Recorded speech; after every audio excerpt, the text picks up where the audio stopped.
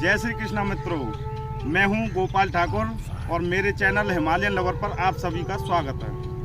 आज हम आए हुए हैं वृंदावन नगरी में और यहां से जाने वाले हैं बांडी वन की तरफ, जो कि वृंदावन से मात्र 12 किलोमीटर की दूरी पर मौजूद है, जहां श्री कृष्ण ने राधा जी के साथ में गंधर्व विवाह किया था, जो कि ब्रह्मा जी की मौजूदगी में और देवताओं की मौजूदगी में हुआ था।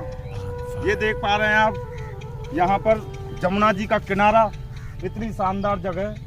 हम अभी बांडी वन जाने वाले रास्ते पर मौजूद हैं। आप देख पा रहे हैं कितना अच्छा फूलों का बगीचा है। आइए ले चलते हैं आपको बांडी वन की तरफ।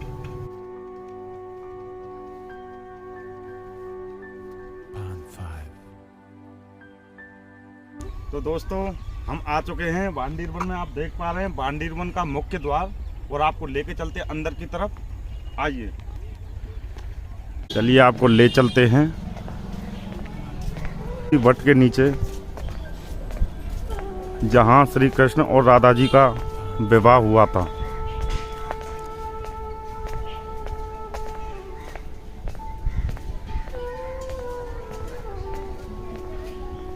ये देखिए, यही है वो बंसी वट जिसके नीचे राधा रानी और भगवान कृष्ण का विवाह हुआ था। ये देखिए कितनी लंबी चौड़ी शाखाएं इसकी जा रही हैं।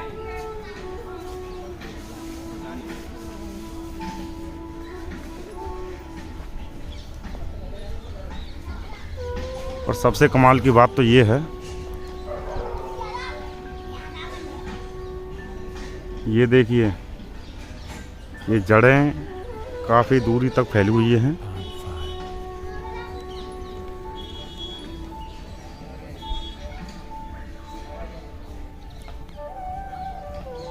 ये देखिए, वहीं से ऊपर से जड़ें आपको भी दिखाई दे रही हैं और ये काफ़ी संख्या में ये फैली हुई है वृक्ष के चारों तरफ। आइए, ये देखिए,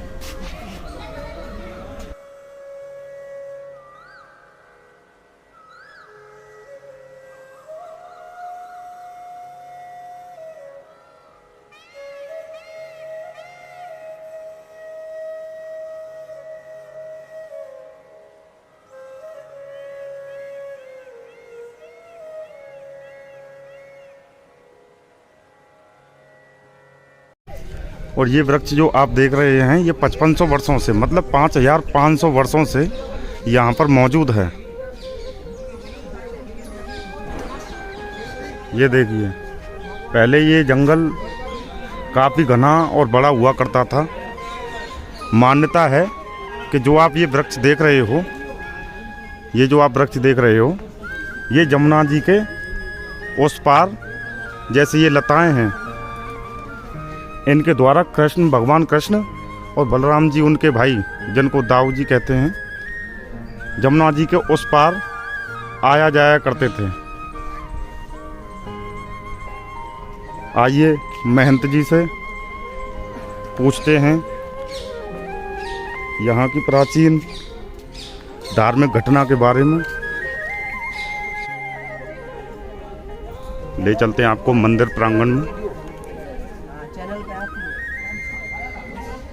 ये देखिए, भगवान श्री कृष्ण और राधा जी का विवाह कराते हुए ब्रह्मा जी का मंदिर ये बना हुआ है। गठबंधन हो रहा है और जयमाला हो रही है। इसी वृक्ष में ऐसे ऐसे दृश्य दिखाई देते हैं कि भगवान के समय के, एक तो भगवान के समय का मंडप है, जो भगवान ने इसको साक्षी मान करके और उसमें फेरे लिए हैं, वो आज भी मौजूद है। इस वृक्ष में बना हुआ है साक्षात, देखिए ये बना हुआ है।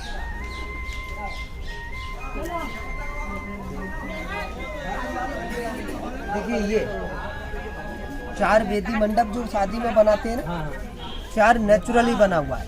देखिए 1, 2, 3 और एक 4 यहाँ से अलग प्राकृतिक है, प्राकृतिक नेचुरल। एक दूसरे के कंधे पे होके जैसे फेरे लेते हैं, जैसे गठबंधन बना हुआ है। देख रहे, ये कृष्ण का रूप है श्यामला, राधा रानी का है ये हस्त मिलन है। जैसे दूल्हा दुल्हन जैसे मंच पे जाते हैं ना, दूल्हा दुल्हन का जैसे हाथ पकड़ता है, जैसे ये पकड़े हुए हैं। अंगूठा है भगवान का, साक्षात देख सकते हैं। देखिए ये ब्रह्मा जी का स्वरूप है। एक और देखिए, यहाँ पे राधे राधे लिखा हुआ है नेचुरली। देखो ये लिखा हुआ है राधे श्याम लिखा हुआ है। ये भगवान की नेचुरली जो छवि बनती है ना, जैसे ये बनी हुई है। जो भगवान नीले पंख का धारण करते थे तो यहाँ पे स्वयं बनी है। देख रहे, इसी में भगवान का चेहरा भी है और जो कलंगी लगती है वो कलंगी भी बनी है। ये राधा रानी का स्वरूप है। ये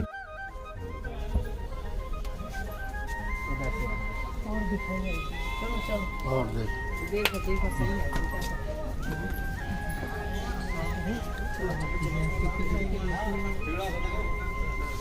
देखिए पूरे ब्रह्मांड में ऐसा दृश्य आपको कहीं नहीं दिखाई देगा। ये अद्भुत दर्शन है और अद्भुत लीला है ठाकुर जी की। जो भगवान की शादी हुई थी ना, उस समय में भगवान से 2.5 वर्ष के राधा रानी और नंद बाबा। राधा रानी तो बहुत बड़ी थी और कृष्ण भगवान बहुत छोटे थे। नंद बाबा गोदी में लेकर के आए थे कृष्ण भगवान। इसी बट पक्षी की आड़ लेकर के छुपे थे, जब मैंने आपको वो दिखाया था दृश्य। तो उसी समय की ये प्रतिमा है, उसी समय का दृश्य है। इस दृश्य में ठाकुर जी और राधा रानी, जैसे ठाकुर जी राधा रानी की मांग में सिंदूर डालते हुए ब्रह्मा जी उच्चारण कर रहे हैं मंत्रोच्चारण से। कोई बता सकता है किस रूप में जब भगवान आए थे? अनेक रूप हैं उनके, एक रूप नहीं, अनेक रूप हैं। और ये दृश्य आपको कहीं नहीं मिलेगा। मंदिर तो अनेक मिल जाएंगे पर ये चीज नहीं मिलेंगी। ये वृक्ष नहीं मिलेगा। भगवान ने इसको वृक्ष को साक्षी मान करके 7 फेरे लिए हैं। ये वृक्ष भी नहीं मिलेगा आपको। ऐसा दोनों एक जैसे अलग अलग जो चीजें बनती है ना, जैसे नेचुरली इसी वृक्ष में बनी हुई है। तो महाराज ये वृक्ष, ये तो ब्याह करा था उनने द्वापर में, सबसे द्वापर युग का है, 5,500 साल पुराना। उसी समय इसका लेख भागवत जी में आता है 10वें स्कंद में। प्रहंतो वाही मानस से 4 यंत्रस्य गोदनम भांडुर्वकम नाम कम जम्बू कृष्ण प्रो। 4 योजनों में फैला हुआ था ये वृक्ष, इतना विशाल है। द्वापर युग में लगा लो। इसकी शिकायत वृंदावन तक जाती थी। हाँ, इन्हीं से टहनियों से होकर के जमुना जी क्रॉस कर जाते थे भगवान। पहले जमुना जी वहीं से बहती थी। खा दो।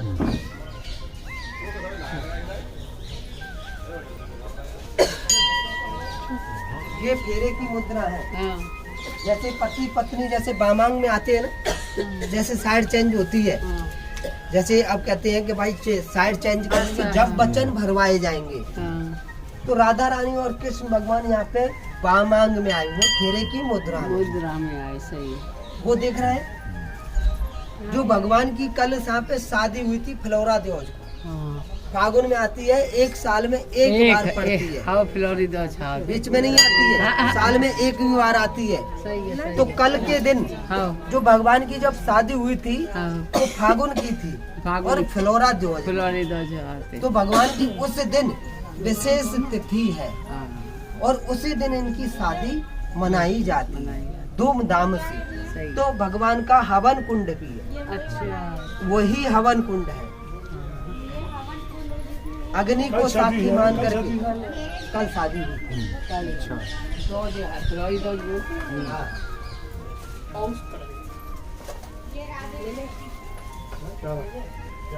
ये देवी जी, यहाँ की महिमा के बारे में आप बताएं जरा दर्शकों को। श्री राधे, मेरा नाम इंदु लेखा है और राधा रानी की असीम कृपा से हम भांडीर वन में भांडीर वट के सेवायत, जो कि अधिकांशतः भक्तों को पता नहीं है कि हमारे राधा कृष्ण का कभी विवाह भी हुआ था। इसी भांडीर वट को साक्षी मान के और अग्नि को साक्षी मान के हमारी लाडली जी का विवाह हुआ है।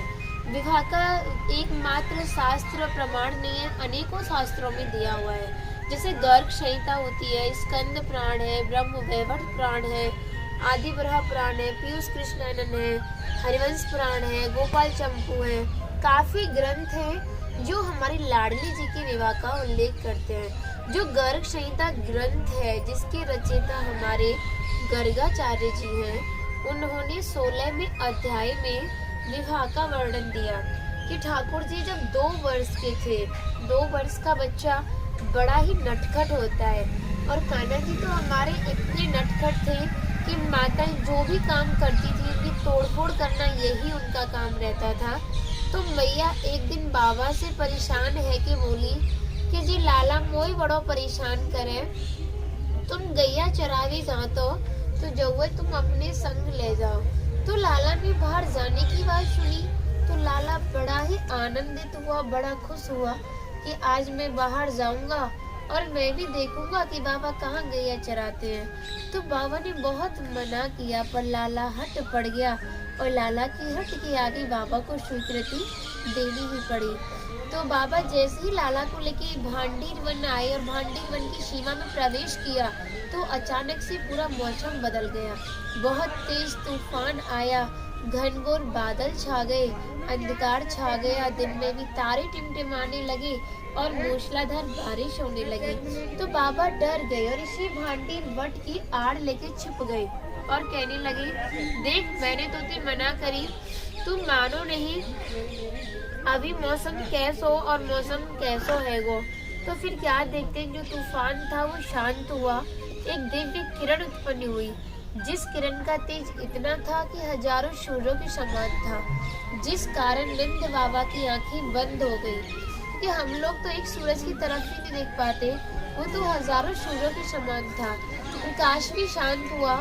नंद बाबा ने अपनी आंखें खोली तो एक सुंदर कन्या का दर्शन पाया।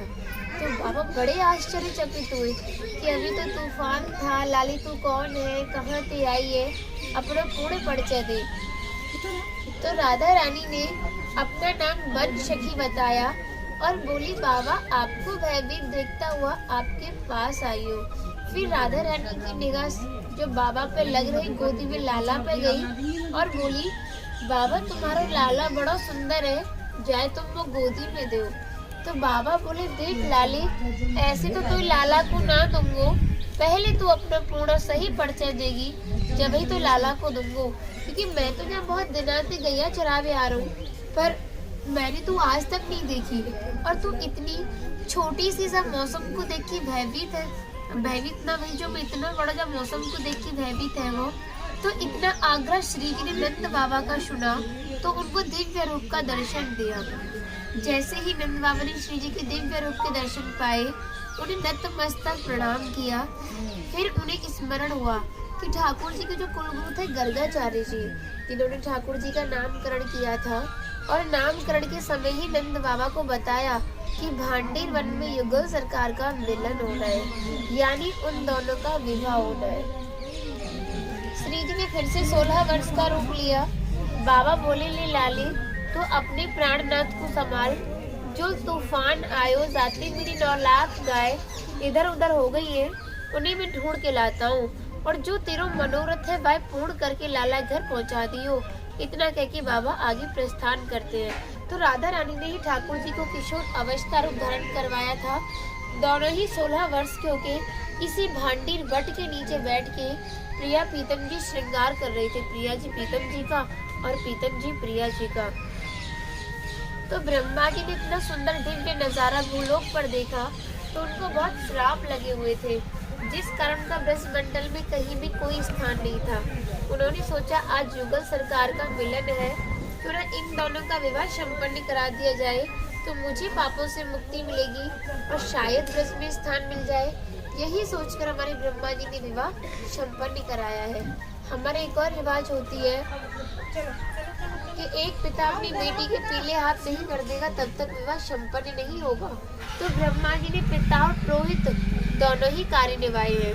हमारे यहाँ ये भी रिवाज होती है कि पुरोहित कोई शुभ कार्य या मांगलिक कार्य कर रहा हो, उसको दान या दक्षिणा ना दे दो, शुभ कार्य सफल नहीं माना जाता।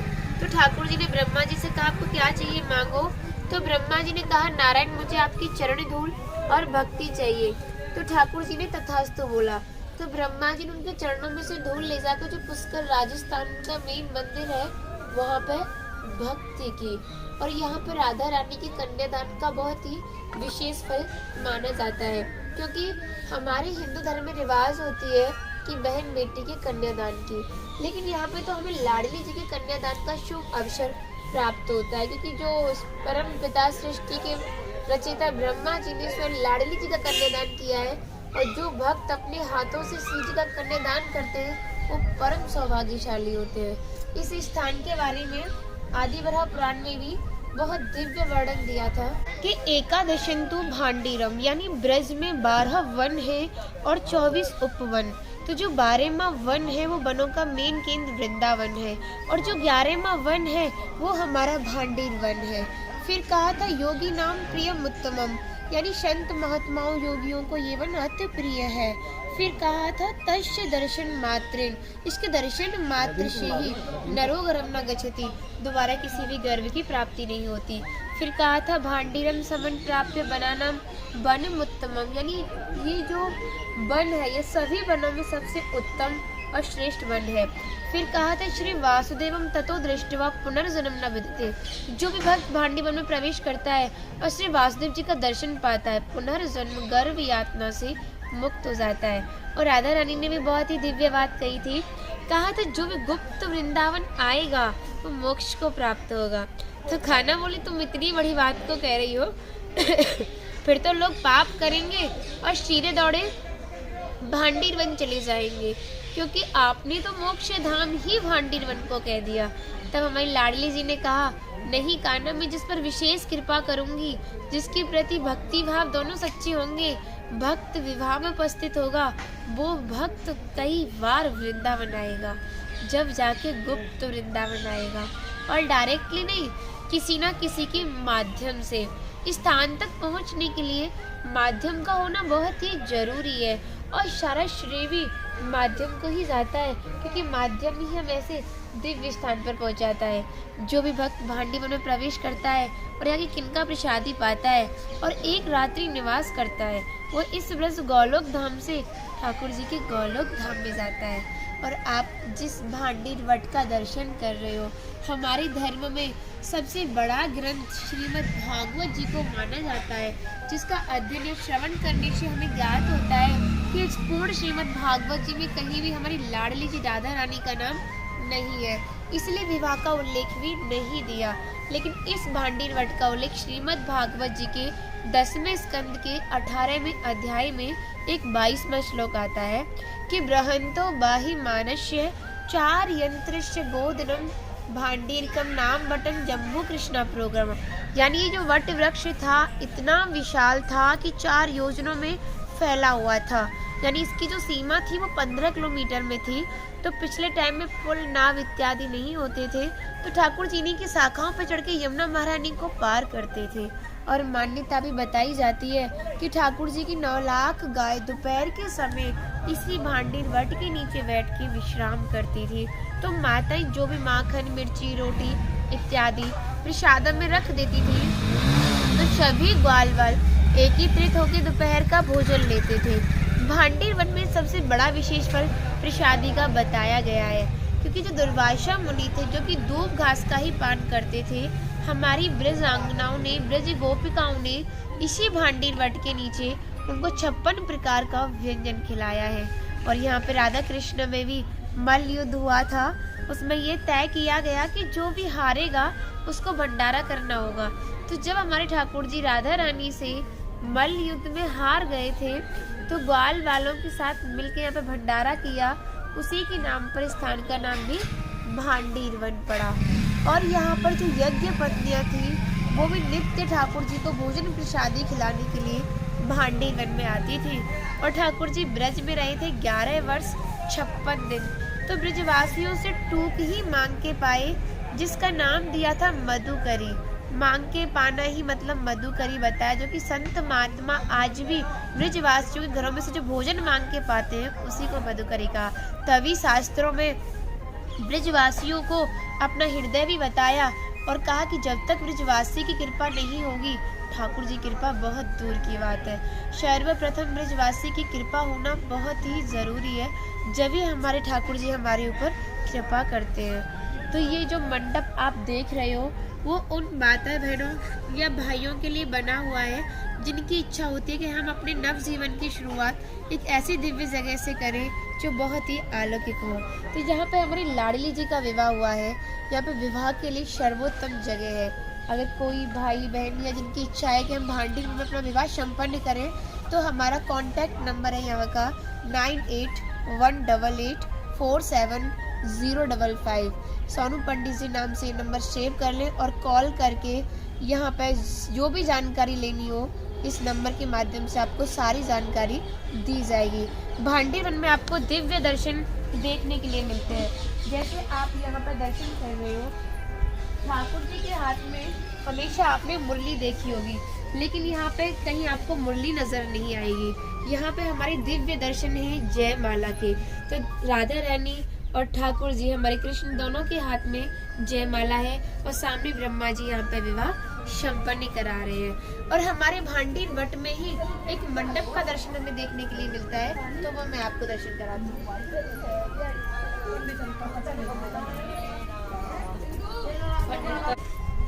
देखो ये गोरा वृक्ष है, गौर वर्ण, तो ये हमारी राधा रानी का स्वरूप माना जाता है। और ये सांवला वृक्ष है, मोर पंख की प्रतीक है, तो ये हमारे ठाकुर जी का स्वरूप माना जाता है। हमारे एक और रिवाज होती है अग्नि को साक्षी मान के 7 फेरे लेना। उससे पहले होता है गठबंधन। तो उसी तरीके का ये नेचुरली गठबंधन बना हुआ है, जिसमें लड़के का जो कंधा है वो सदैव ऊंचा होता है और लड़की का नीचा। तो हमारे ठाकुर जी का कंधा ऊंचा है और लाडली जी का नीचा है। विवाह संपन्न होने के बाद जब दूल्हा दुल्हन के सरों को मिलाया जाता है, तो उसी तरीके से हमारे ठाकुर जी राधा रानी के सरों को भी मिलाया गया है। हमारा एक और रिवाज होती है कि जयमाला से पहले हस्त मिलन की। तो ये नेचुरली हस्त मिलन का दर्शन है। और आपको एक और दिव्य दर्शन कराते हैं हम। हमारे जो ठाकुर जी थे कान्हा जी, उनको 2 चीजें अति प्रिय थी, एक तो मोर पंख और एक मुरली। जिस मोर पंख को वो अपने मस्तक पर विराजमान करते थे, उसी मोर पंख से हमारी लाडली जी की मांग में सिंदूर भर रहे हैं। इतना दिव्य दृश्य है। हमारी जो लाडली जी का विवाह हुआ था वो तिथि थी फुलौरा दोज, जो कि फागुन माह के महीने में आती है, होलिका दहन से 13 दिन पहले। तो इस बार 12 मार्च की रही थी फुलौरा दोज, यानी कल का दिन। तो उनका विवाह हुआ था इन्हीं युगल जोड़ी का। ये हमारे कुल विग्रह है।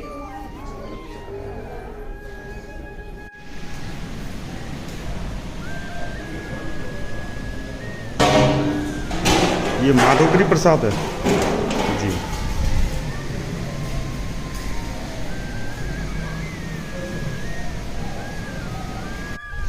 अभी आपको भांडीर बिहारी जी के दर्शन कराने वाले हैं।